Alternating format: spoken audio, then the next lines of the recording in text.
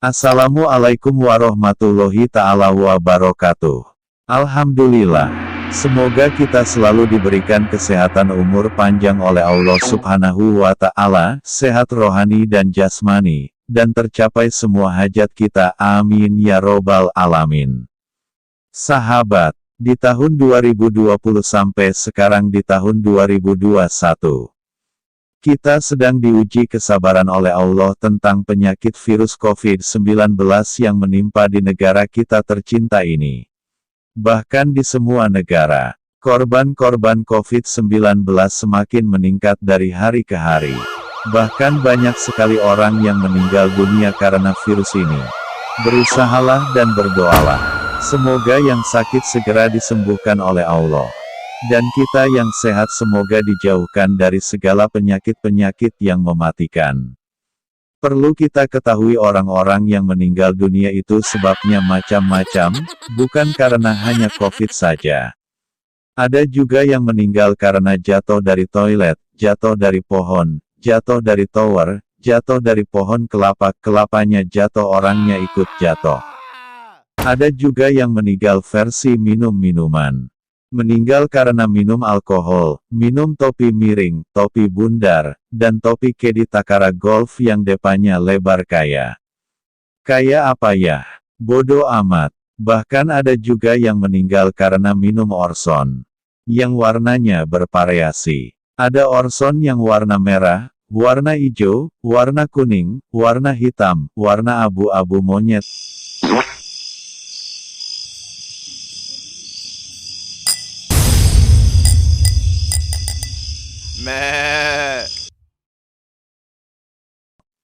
Begitu banyak penyebab kematian itu. Tapi menurut saya orang yang meninggal dunia itu penyebabnya cuma satu. Yaitu. Tapi perlu kita ketahui juga. Proses pencabutan nyawa itu berbeda-beda. Semua itu tergantung amal dan perbuatan selama hidup di dunia. Tapi pada umumnya ketika pencabutan nyawa itu berangsur-angsur. Malaikat mencabut tidak sekaligus, tapi bertahap-tahap. Ketika ruh dicabut dengan secara perlahan-lahan, dan berhenti di bagian lutut. Malaikat pun istirahat sejenak. Yang jelas istirahatnya malaikat gak kayak istirahat karyawan di pabrik cinglu makan dulu minum dulu udut dulu lalu ketiduran terus kebablasan. Dan ketahuan sama mandor dan akhirnya dipecat. Lalu pulang ke rumah istrinya marah-marah karena suaminya dipecat dari kerjaannya. Kasian sekali, yang sabar aja. Jangan putus asa karena masih banyak pabrik-pabrik yang membutuhkan. Tapi nyogok doang. Gak apa-apa daripada nganggur. Kalau nganggur nanti tetangga-tetangga pada ngomongin. Karena kalau tetangga sudah ngebacot bisa bahaya. Panas hati. Oke lanjut. Maka mulailah terasa dingin di bagian jari-jari kaki sampai lutut dan membeku. Lalu malaikat mulai meneruskan pencabutan ruh. Lalu berhenti di bagian dada. Maka mulai terasa dingin di bagian jari-jari kaki sampai dada. Lalu ditarik lagi dan berhenti di tenggorokan, terjadilah sekaratul maut. Dan setan-setan berkerumun datang untuk menyesatkan, dan berbisik-bisik tentang harta-harta yang ditinggalkan. Setan terus berusaha ketika seseorang sedang sekaratul maut. Supaya mengingat urusan dunia dan melupakan Allah. Berkata Sayyidina Utsman bin Affan radhiyallahu anhu. Ketika ajal tiba kepada seseorang di antara kalian ajarilah, talkinkan ia dengan lafaz la ilaha illallah. Allah berfirman, Bismillahirrohmanirrohim. Fadkuruni askurkum, wasikuruli wala takfurun, Surah Al-Baqarah ayat 152.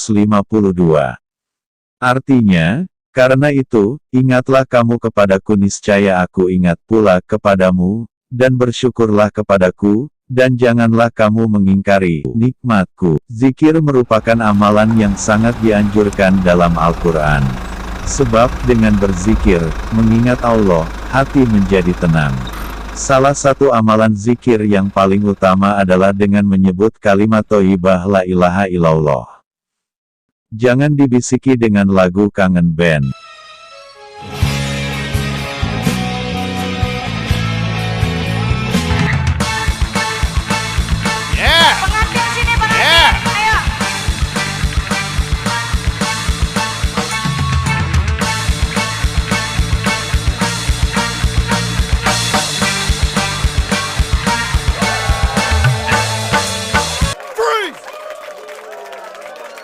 Wow, na'udzubillahi min dzalik.